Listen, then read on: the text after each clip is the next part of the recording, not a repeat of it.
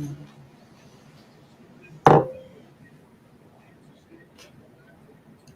the wrong side.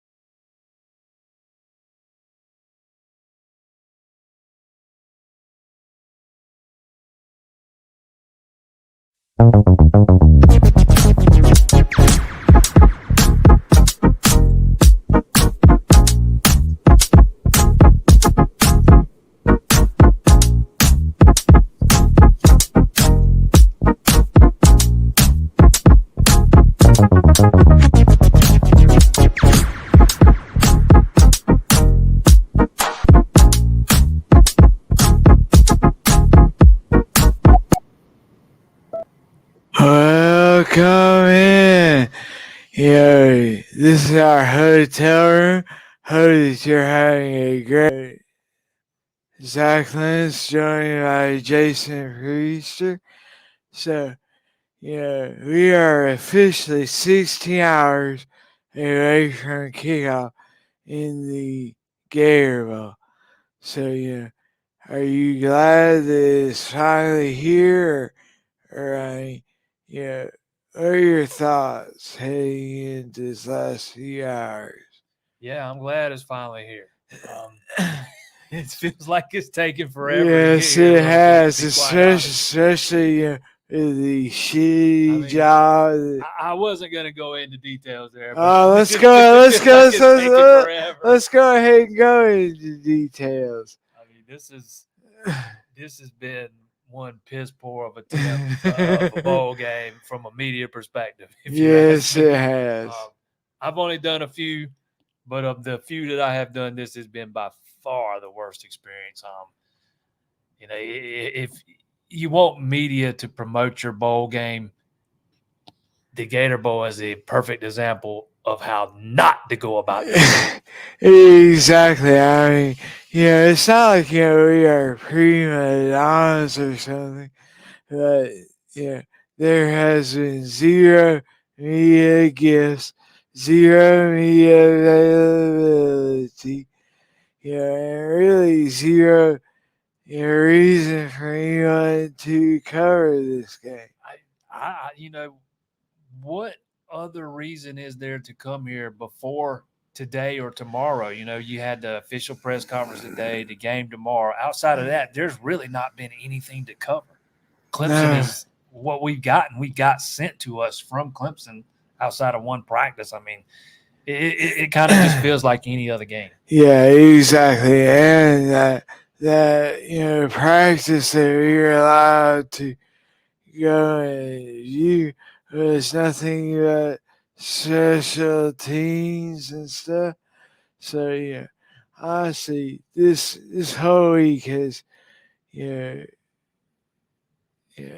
not been good.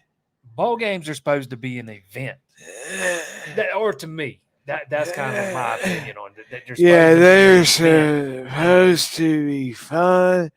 Lots of stuff going on, and this has not felt like that. Add in the cold and the rain, and it's been raining here all day, man. It's just been brutal. Yes, it has. Daily News says he thinks it's going to be a great showing for the Tigers heading into next year. Dow was actually asked about, how much a game like this can string you into next year. And honestly, I was a little surprised at how he kind of downplayed it. I was too. He did say, obviously, it can create some momentum, but at the end of the day, you still have to start all over again once you get over this thing and get into starting to prep for next season. And I see where he's coming from, but to me, I don't know, and maybe we see it differently since we're kind of on the outside looking in. For me, it's more of an optics thing, a perception thing, and more of just the vibe, the feeling around the program. Yeah, all you have game is going to be different. All you have to do is look to last year at FSU. The whole reason there is so much hype surrounding them entering this year, was because of their performance last year. Yeah, against Oklahoma in the bowl game, because I know a lot got made of their winning streak in the season, but if you look at the teams they beat, I mean, let's be real, but a lot of that springboarded off of that victory over Oklahoma in the bowl game. Yeah, exactly. So Tyler Paul Craven gets in, says, "What's up, guys? Can't wait for tomorrow." Honestly, we feel the same way. However, it's probably not for the same reason that you're excited. Let's see here. Larry also gets asked, "Has anyone heard that you are aware of?" I mean, basically, everyone that, was in yellow or green, we have to tell you about. And I expect, there to not really, be any surprises coming tomorrow. I don't either. We've told you about Ronan Hannafin. We told you the other night that AJ Hoffler was in yellow the other day, and he's a guy that's redshirted this year anyway. So I mean, I don't. Nobody actually asked Dabo Swinney about any updates or injuries today, so he didn't really go into it. But based on what we've seen, we've told you everything we've seen so far. Yeah, the one thing Dabo was asked about, I had a very short answer for, was the whole Terry Kennard situation. That's because that's a big fat nothing burger. Exactly. Yes, it was. But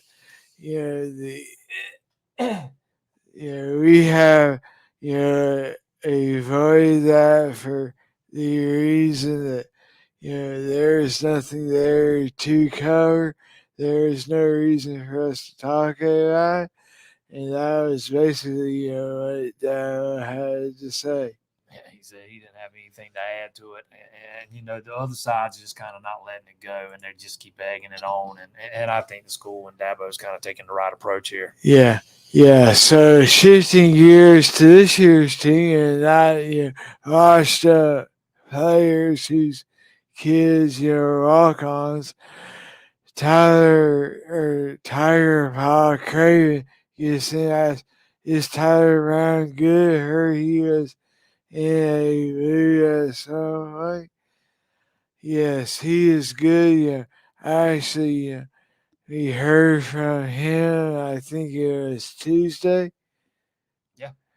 Yeah, yeah, he is good. Yeah, and honestly, all of these players at some point are going to be in a mood or something. Just out of precaution or something. So I don't put any stock in that. We saw him out there running around yesterday. With the first team. Yeah. Yeah, I've not seen Tyler Brown in a boot at any of the practices I've been to. He's obviously been banged up a little bit this year, but he was running with the first team yesterday. The only thing I would say about injuries is Antonio Williams. Obviously, everybody expects him to be back, but I took note of something Dabo Swinney said today. He said, we don't need him to play 60 snaps or whatever. So if you're expecting him to be out there and play in starter snaps, you might be a little bit disappointed. I will say this about Antonio. Kay Klubnik yesterday was asked, if there is going to be any Tyler Ryan and Antonio Williams sightings on the field at the same time. All he did was just smile. Oh, you got to do that. There's no it would be criminal to not have both those guys on the field at the same time. They're your two most productive receivers. You got to find a way to get them both on the field at the same time. Yeah, yeah, but Klubnik is trying just to play off, just with a smile and stuff. But I agree. I mean, getting Antonio back to where there is for 15, 20, 25 snaps, it's just a huge boost to this offense, who honestly has missed 10 of the season. Absolutely, and he made no bones about it. I asked him flat out how if he had to put a percentage on it, what he'd be, and he said, "Well, I'm not 100%, but I wouldn't be out there if I wasn't more than 90." Yeah, exactly. I mean, so anytime you get a guy, and honestly, 90 percent is probably better than a lot of these guys that aren't injured. Yeah, but is it got to keep in mind also, don't forget he's dealing with two different deals this year. Injured that hamstring, then injured that toe. So he's been dealing with a couple different things. Yeah, I will say this, and you brought it up, that toe is heavily taped. It's still taped up pretty good. Yeah, I watched him take his shoes off yesterday, just looking for that. Yeah. Love to see HT go out with a massive game. Honestly, I think so would Dow, because this Kentucky team, honestly, Devin Leary, he has had experience in knocking off the Tigers, so I think HT, TJ Harker, Peter Woods, those guys are all going to have huge gains. Hey, Kentucky's given up 20 sacks this year, so I mean, it's not like they're this elite level pass protecting offensive line. So they're they got at least some small deficiencies there. Clemson, they should be able to put some pressure on Leary tomorrow First and foremost, you got to slow down Ray Davis in that running game. If you don't do that, they're not going to throw the ball around enough to put pressure on Devin Leary. You got to slow that running game. To me, that's the biggest concern. Slowing that Kentucky rushing game down without Jeremiah Trotter in the middle of that defense to anchor that thing. Yeah, and so, Dow was asked about, the guys that he is going to be without today. And he said, we have, Woodhouse. He has played a lot. But I'll tell you this, there is a drop when you go from a guy like Trotter to Woodhouse. Oh, absolutely. There's definitely a drop-off when you're going from Trotter to Woodhouse. I think it's one of the biggest things to keep an eye on tomorrow. No Jeremiah Trotter and how Clemson's defense responds against that Kentucky rushing attack. They lean on it heavily. Davis is the focal point of that offense. I mean, they rush for – they don't have eye-popping numbers, 130 yards per game. They average 5 yards per attempt. They like to control the clock. They're not going to put up big – they're not going to, put up big numbers, 500 yards of offense or anything, or they don't typically do that. But they like to control the clock, and they like to use that ground game with Ray Davis as the focal point. Yeah, the thing that you're missing and pointing out of those stats is those are SEC stats. So, you have to – kind of give them a little boost because, they play in that super tough SEC.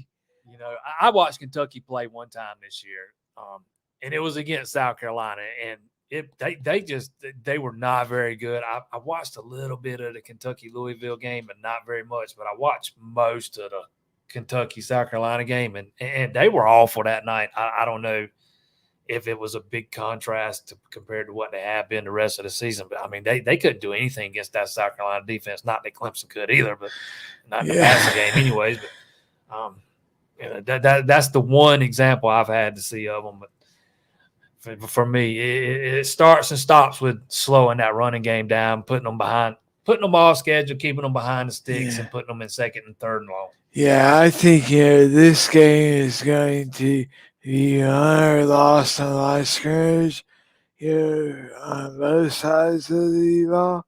For the Tigers, they want to establish the run, with Shipley and Rafa, and let those guys do what they have done the last 4 games. And then, they also, are going to try to, get as much pressure on Leary and stop, Davis in that running game with their front four. I think, if they can do that, then they'll have some success. If they're having to bring linebackers, if they're having to blitz Carter and Woodhouse, then I think that could spell a long night for the Tigers.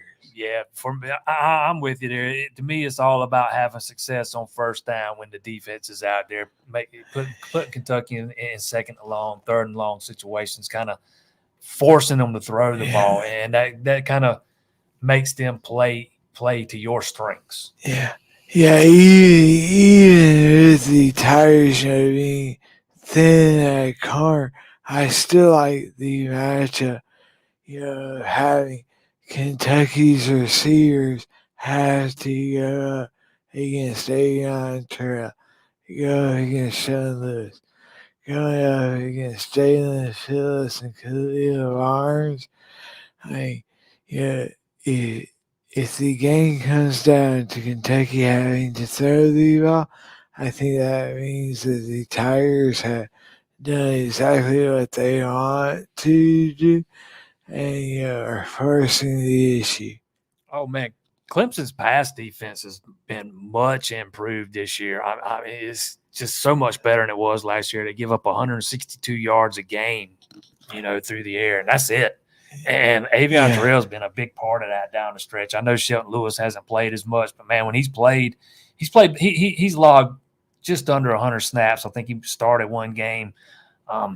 But when he's been out there, he's looked really sharp. It's not been perfect, don't get me wrong, but you keep those two guys from getting banged up tomorrow, and you got those three safeties who have played a lot this year in Barnes and Phillips and Mickens, and I think you're good on the back end. Yeah, I know that a lot of people, have been questioning, Davo's comments about, being thin at car. But in reality, you only need, a single, lockdown corner, because then you can help with safeties over the top with the other side of the field.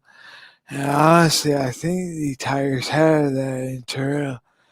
I mean, here is a guy that came in for Nate Wiggins, you know, and really, took over that spot. Yeah, he's a guy that that was part of that 2023 class that kind of got overlooked a little bit, in my opinion. I Didn't think get he talked about a was lot. overlooked a lot. He didn't get talked about a lot, despite having a fairly high. He was a higher 4-star guy. I think some services had him in the top 100. It's not like he was not well regarded coming out of high school. I just, for whatever reason, he just got overlooked a little bit. I know we didn't talk about him a whole heck of a lot, man, and he's been one of those instant impact freshmen, man. He's been so good. He's been right up there with Khalil Barnes. He just didn't get an opportunity as early as Barnes did. Yeah, I think, a lot of people saw Terrell as, oh, gee, he's just another one of those Dow legacy guys. And, that that could, be further from the truth. I mean, yes, he's a legacy guy. Yes, he has a brother playing in the NFL. But Avion Terrell is a legit car. He is a guy that, is honestly playing himself into a three and done type of career. If I'm not mistaken, he was the first offer of the 2023 Yeah. class. So it's not like he was, like you said, it's not like they considered him one of these friends and family offers that people like to talk about all the time. I mean, he was a legit prospect, man. I mean, On Three had him way lower than any of the other services. Well, I take that back. Good Lord, man. Look, 24/7 had him rated number 54 overall. Rivals is the one that had him rated right. Number 108 overall, number 14 among all corners. 24/7, ESPN didn't even have him in the top 50. Yeah. Honestly, ESPN's recruiting stuff is shit. It's crap. I don't even really look at On Threes either because I don't like On Threes too much. But I like to pull up their page because it's got all four of the services listed together. Yeah. I do not remember 24/7 having him rated that low. Wow. Yeah, and so, just kind of circling back, I think the key on defense, is to, like we have said, make Devin Leary, get off schedule and make him have to win the game. Absolutely. Make them have to throw the ball around, and you make Kentucky play to your strength. Yeah, exactly. I mean, because Clemson's strength, even with Wiggins gone, I think, arguably their strength is in their secondary. Oh yeah, that pass defense. Clemson's been pretty stout against the run, but there have been times where they've gotten squeezed, and we saw Miami run it with success. Yeah, exactly. Yeah, We've seen some teams running on them a little bit in spurts. It's that pass defense that's been as consistent as anything all season. Yeah. Since you brought it up, can we talk for just a second?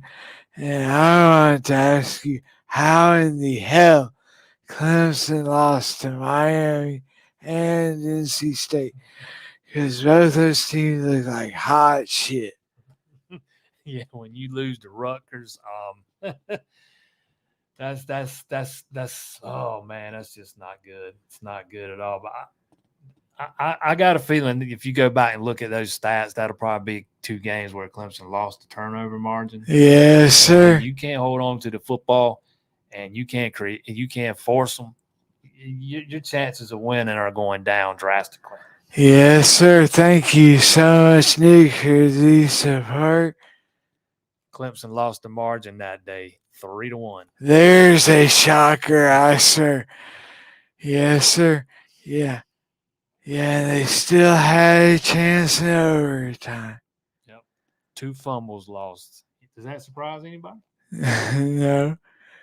Yeah. They've been much better the last 4 games about protecting the football, though. Hopefully, those are some things that are in the rear view mirror. If you're a Clemson fan, you're hoping they're in the rear view mirror. Yes, sir. Yes, sir. So shifting gears over to the offensive side, give me your 2 keys, for the Tigers on offense. Run the football and protect it. Ah. You got to run the football. First and foremost, you got to be. So you aren't putting the onus on Kate the gunslinger club? No, you want to do everything you can to take some of the pressure off him. You want to alleviate some of that pressure. You don't want him to feel like he's got to do too much, because to me, that's when he starts pressing and that's when he starts making mistakes. You get that running game, and Kentucky is they're not they're pretty good against the run.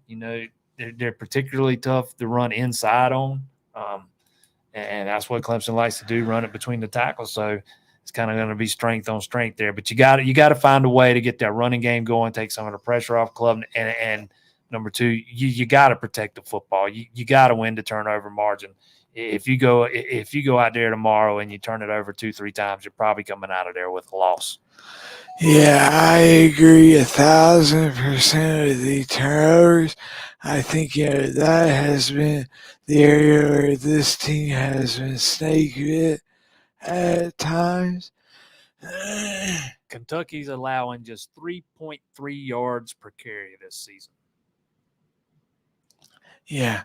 I also add this. I think you're going to have to see, Gary Riley and those guys, get a little creative. Use the jet sweeps, use the little pop passes and stuff, to get the ball on the edges. Not necessarily throwing screens on 3rd and 1 or 4th and 1.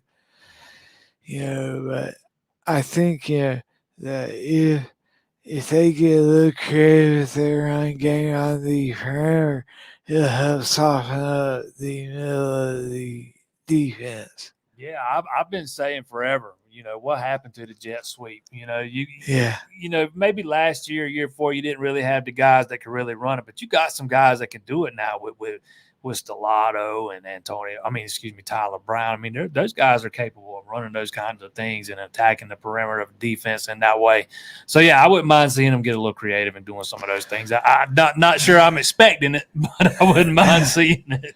Yeah, exactly. I mean, for me on the offensive side of the ball, obviously I echo, the Tigers have to protect the ball. They have to, keep. They have to not give it over to Kentucky. And I'll add this. I think, that Cade Klubnik is going to have to play under control. He can't, be the little Energizer bunny, kind of bouncing all over the place. I think, this team is going to face adversity.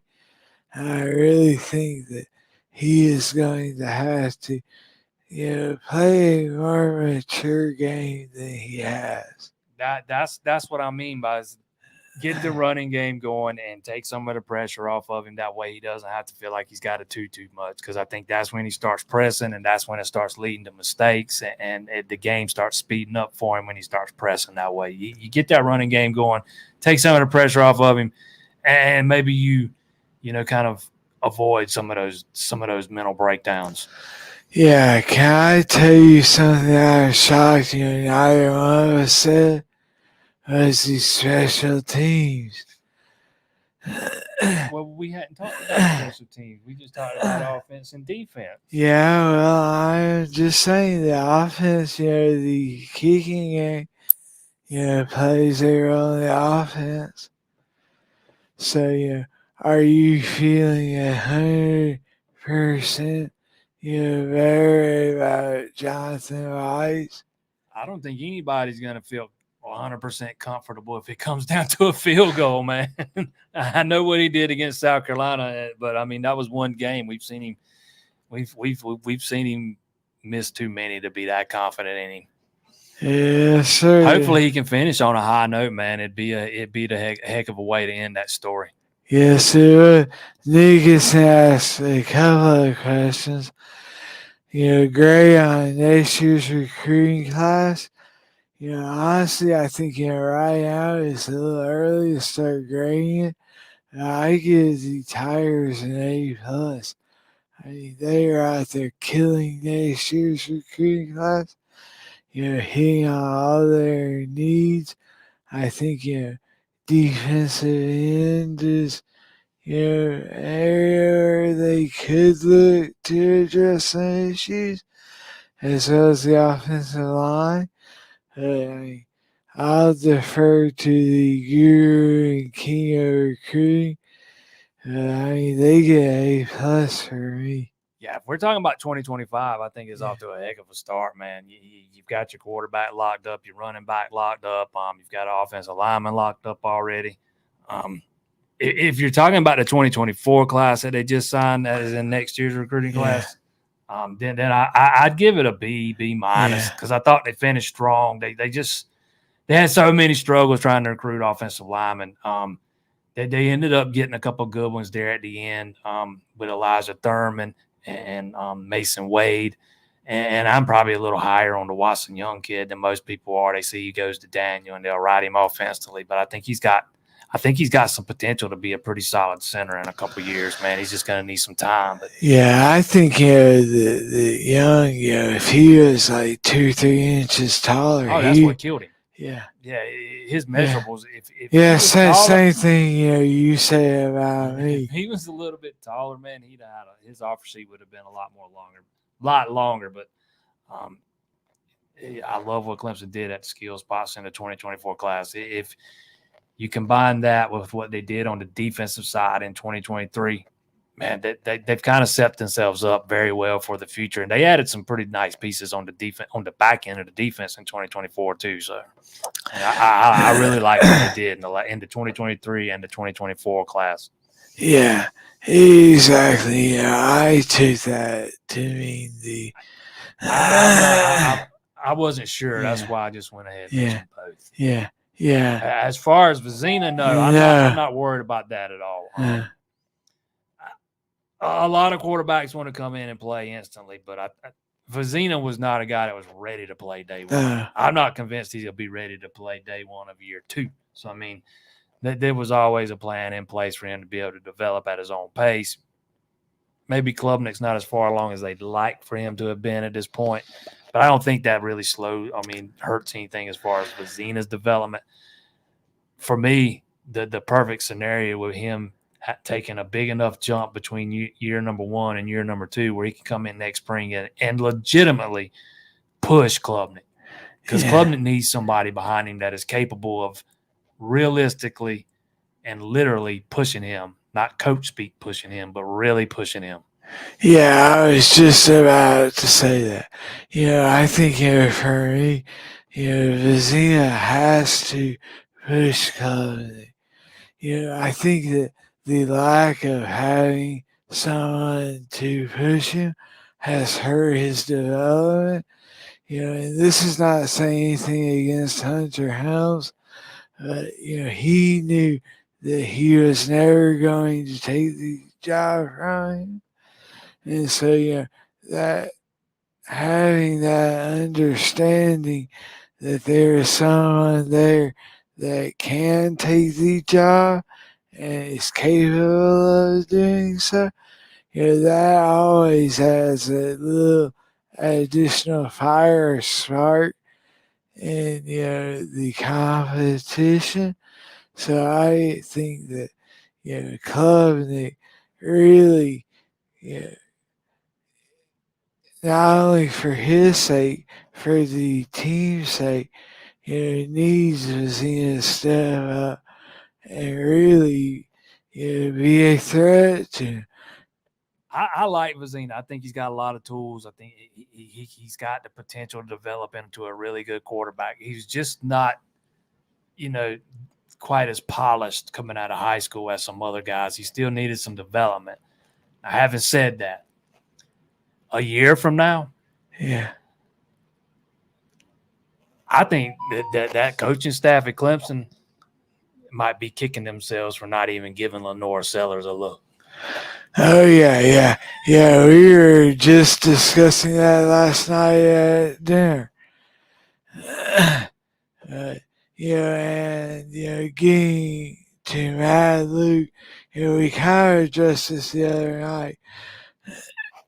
He is doing, exactly what he, should be doing.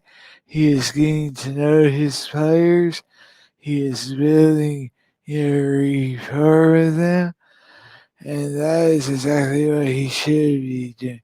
He is doing great from all accounts of the players that we have spoken to, and the guys really like him. Yeah, if you're looking for wholesale changes into scheme and philosophy, you are not going to get that, in this game. Having just, 10 or 11 practices,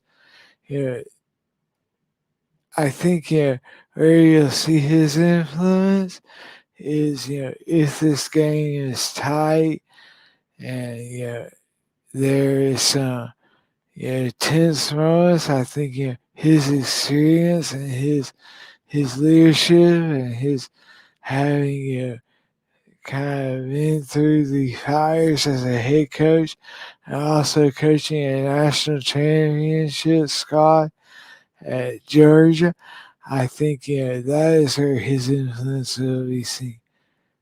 Yeah, I think he's, I think with Luke, you're kind of still in the evaluation process. He's had 11, 12, 13 practices with these guys. He's probably still trying to, figure out Hell, he's probably still trying to learn their damn names. Probably still learning some of them names. I mean, Chris Rump said yesterday he hasn't all their names yet. I mean, that's realistic.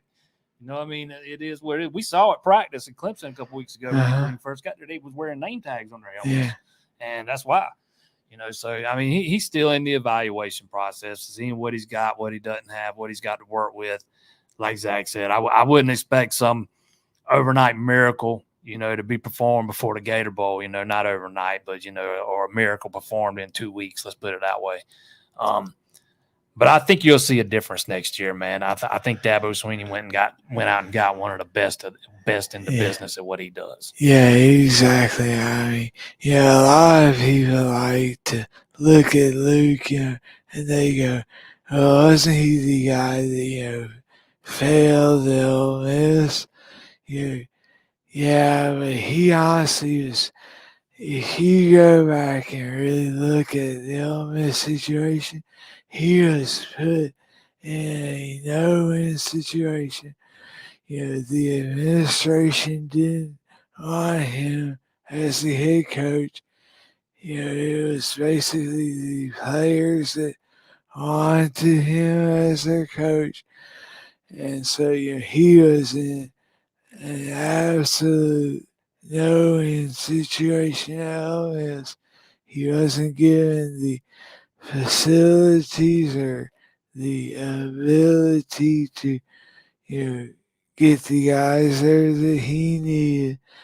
And so then he goes to Georgia and helps them, you know, start their dynasty run. So, he is a hell of a coach, as is Chris Ron. I think, Dow went out, you know, I think, he did the opposite of what he did last year, the offensive coordinator. Last year he went out and got the young guy who was flashy, who had, all the guys, that could vouch for him. He went out and got two kind of older dogs who know how to coach, that have been around the block, that have, tons of experience. And really, he honestly raised the age of his coaching staff significantly. Yeah, I think anybody that is holding what happened with Matt Luke as the head coach at Ole Miss against him and as his ability as an offensive line coach is not really seeing the forest for the trees. That's got nothing to do with his ability as an offensive line coach. You want him to come in here. If you're a Clemson fan, you want him to come in here and coach that offensive line group up, man. Who cares what he did as a head coach? If that's something you're holding against him, you need to, I don't know, I would kind of rethink that philosophy. But he's one of the best in the business when it comes to coaching offensive lines, man. I don't think Dabo could have hit it out the park any further than he did. Both those guys, man. Both those guys. Chris Rump, too. Yeah. Yeah, absolutely, Nick. Yeah. Clemson was very lucky to get them both. I mean, and Dow, he has done these hires last couple of years very much, under the radar of the media. We started to get rumblings of the names of these guys just, a few days before they actually are hired. And thank you for the kind words there. We appreciate it. As always, want to remind everyone, if you have not done so, be sure to hit that like button and also click that subscribe button. We are seeing currently at about 33% of the people that are watching these videos are subscribed. So, help us get the word out and, get, more eyes on these videos, because the more eyes we get on these videos, the more that we are able to do. And, we have huge things planned for this coming year. We are adding to our repertoire of videos and shows that we'll be having. So be sure you hit that like and subscribe button.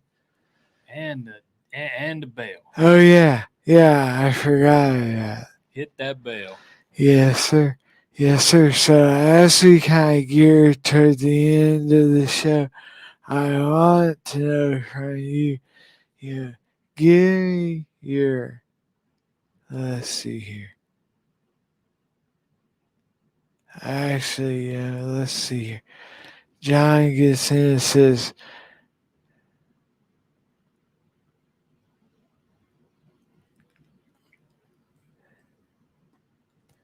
yeah. Honestly, John, I think, it is just the culture that has built. Talking to Luke, and Ron, they both said that, that Clemson was the only job that they would have taken. And, I think, it's a testament to the culture. And I know that's something that, a lot of the national media and the national fans get tired of hearing. But, there is something truly special about, the culture that Dow has built. and coaches generally enjoy coaching for him. Yeah, I agree 100%. There's a faction inside of this fan base that thinks Dabo hires these guys and has some kind of leash on them and doesn't let them do what he hired them to do. And I just don't understand that thinking. Like they think he's got a leash on Garrett Riley, and now they're thinking he's got a leash on Matt Luke and Chris Rumpf, and won't let them go get anybody out of the portal. Yeah. Nobody even considers the fact maybe these guys have evaluated what's on the roster and decided they like what they have. Yeah. Nobody even takes that into account. So yeah, he has knocked it out of the park with these last 3 hires going back to last season and Garrett Riley. I know you wanted this year with the offense, but I still got high expectations for Riley in the future, man. And you can even go back to West. Yeah, West too. Absolutely, he's absolutely, and he probably had the hardest gig of any of them. Filling the shoes of Brent Venables. That's almost a no-win situation. Yeah, and man, he has done a hell of a job in doing it. Yes, he has. Let's see here. Larry Gesson asked, does Kentucky have a tanky field offensive line? Honestly, at this level, all of the offensive lines are about the same. They aren't near what Georgia has. And honestly, South Carolina's offensive line is probably comparable, would you say? Yeah, Kentucky's got a pretty big offensive line, but like he said, most everybody's going to have big offensive lines. Because they're in the SEC. I was fixing to say you got to add the SEC aspect in there, so they're a little bit bigger than everybody else. That's right. And a little bit faster with that SEC that's speed. Right. Even those offensive linemen have that SEC speed. Come on now. That's true. Yes, sir. So on to our preview and prediction story is going to be dropping on the site in about 15 minutes. So, you don't want to give away too much stuff. If you're interested in knowing our score for this game, head over to CLEMSONTigers.com at 7 o'clock and the story will be there. Give me just your kind of generic feelings about the game as we close. I don't have a good feeling for this game. I'll be quite honest, man. It's got a weird feel to it. I don't have a good feeling for it. And I told you yesterday I was going back and forth on it. But at the end of the day, for me, it's which I think this is going to be a low-scoring affair. I think the defenses are going to, kind of have their way with each offense because, again, these aren't neither one of them are high-powered, push the ball down the field type of offenses. They're ball control, run heavy. To me, it goes back to which defense is better, and I think Clemson's is a little bit better than Kentucky's. Now, you're going to have to protect the football and run it a little bit. You can't be making the bone-headed, back-breaking mistakes. If you can protect the football, I think Clemson's defense is a little bit better than, I think Clemson's defense is better than Kentucky's, and to me, that's the difference. Yeah, and so, for me, the feeling that I get when I think about this game is indigestion. Because, honestly, like you said, I expect a low-scoring game. I expect, Kentucky to come out and try to absolutely pound the Tigers.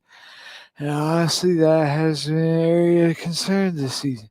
How many times this year have we had that stuff, about missed fits, about, bad angles and on tackles and stuff?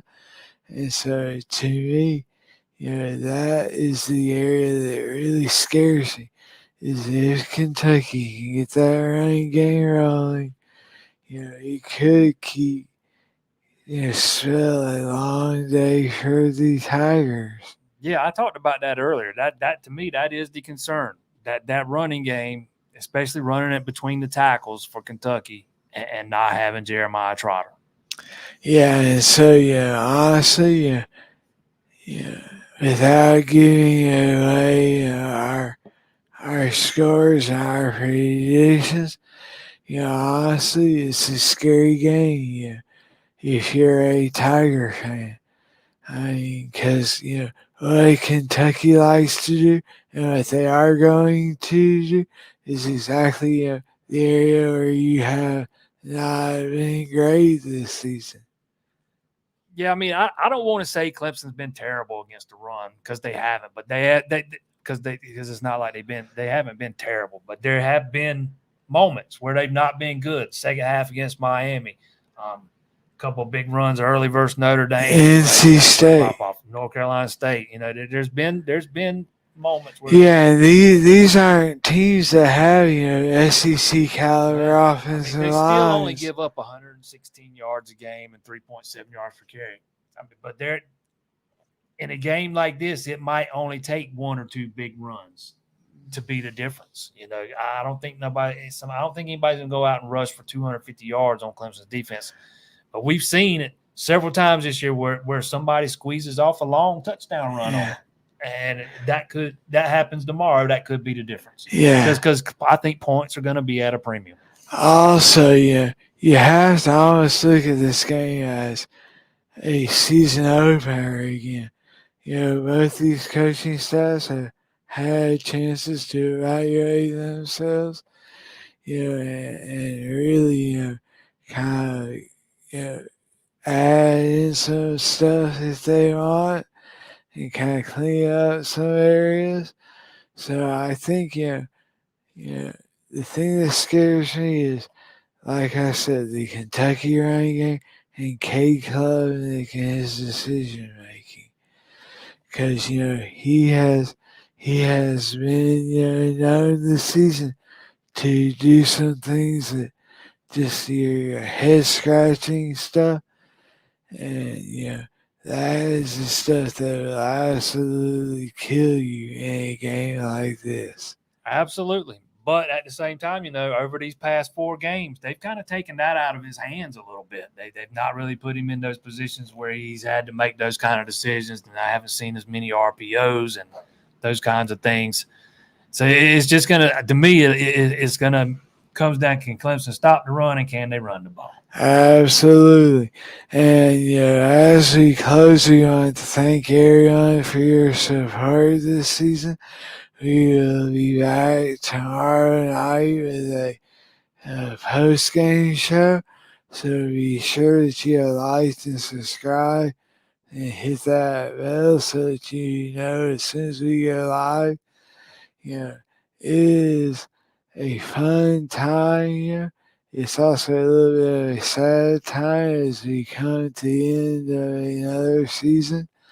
But I wanted to make sure that we thank everyone for joining us this year. Y'all have helped us grow this channel and the site quicker than really we could imagine. And so, just want to wish everyone happy and safe travels if you are coming down tonight. And if you're already here and you're staying at Hyatt Regency and you like to take Jason and I out to dinner, we're hungry. Yes, sir. Yes, sir. Which is exactly why we are going to say goodbye.